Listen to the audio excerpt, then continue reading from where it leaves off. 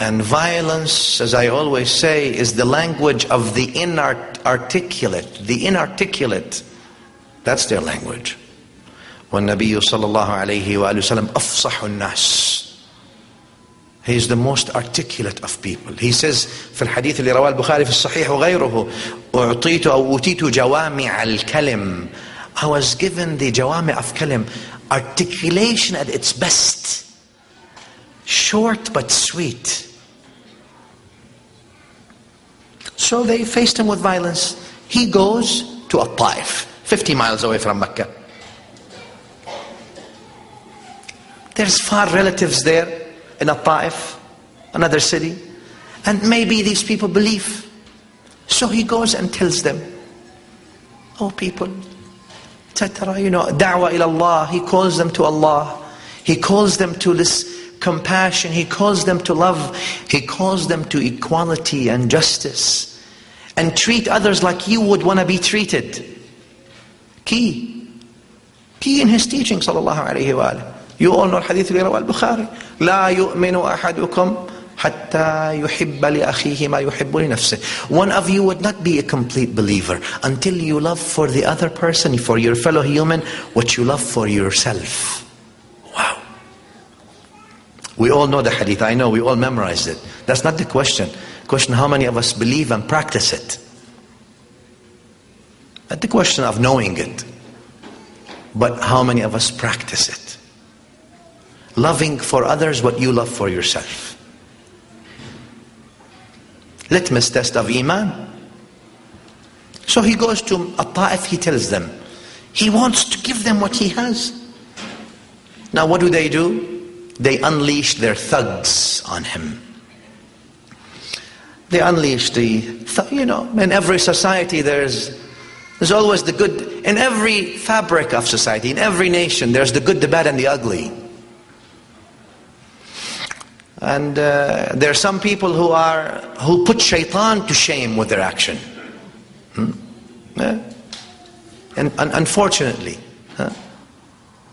أنه شياطين الإنس, Allah puts them before شياطين الجن. شياطين الإنس والجن يوحي بعضهم إلى بعض زخرف القول غرورا. شياطين الإنس. هذا he becomes more shaitan than shaitan in a sense. He himself is shaitani. Shaitan is moving in him. Shaitan is sitting on the throne of his heart and in the center of his mind and in every limb. What he does is for shaitan and with shaitan and by shaitan. In that sense وسوسة, shaitan by shaitan tells him. وكذلك جعلنا لكل نبي عدوا شياطين الإنس والجن. He goes to Al-Ta'if, he tells them, they unleash their thugs. Again, when there is no logic, you can't confront logic with logic. What you confront logic is with violence. So they start throwing stones at him and taking dirt and throwing it at him and taking things until his honorable feet were bleeding. And he's been traveling. It's usually an Arab habit, a tribal habit, whether you are a believer, whether you don't believe in anything, to offer you hospitality, to tell you, okay, here's some water, here's some food. But like I said, sometimes when people's hate is so much within them, it blinds them from everything. They become shaitani, iblisi in what they do. And therefore they threw everything at Rasulullah sallallahu alayhi wa sallam. They wanted to physically harm him. And they unleashed their thugs to curse him and all these things. And his honorable feet are bleeding. And his situation, Hadith Sahih, there's two narrations of it. One Malakul Jibal and one Malakul Matar, or the angel of rain and the angel of mountains. In this circumstance, when these people are trying to really hurt him, after he's telling them just believe, Allah subhanahu wa ta'ala sends him one of the angels.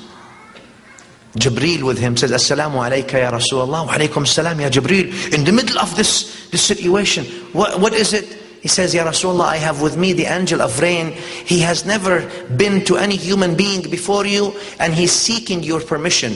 And also another narration, the angel of mountains, he's seeking your permission, Ya Rasulullah, so he can take these two mountains and crush them on those people for what they're doing.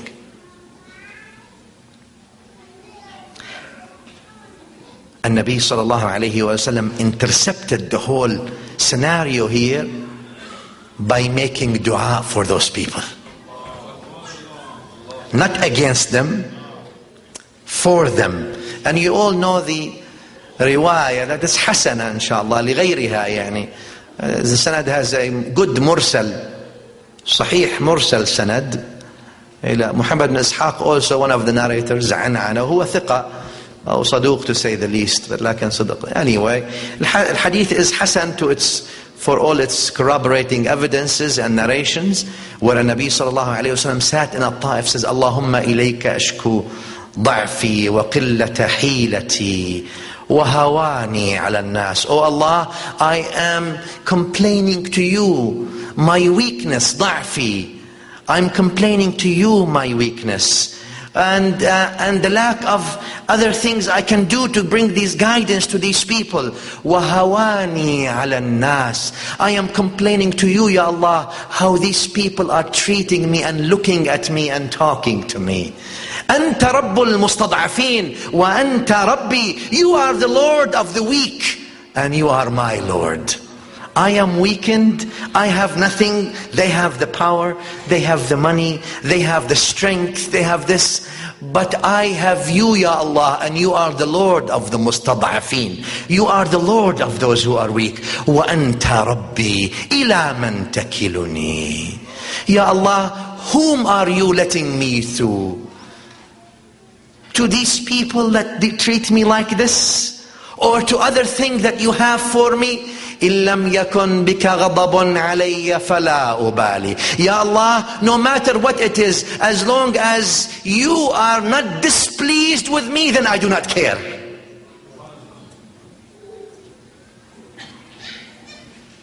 In this circumstance, in this dua, Tabarani narrated it, hadith في الطبراني في المعجم.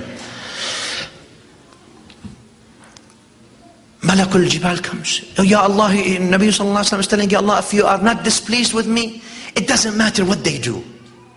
It doesn't matter. Totally disconnected. Yeah, I'm doing my job, and if you are pleased with me, then that's all that matters. All these things, and hawani ala nas, and ضعفي وقلة حيلتي, doesn't make a difference. Al-Malak, the angel, comes to him. He said, Ya Rasulullah, give me permission to crush these mountains.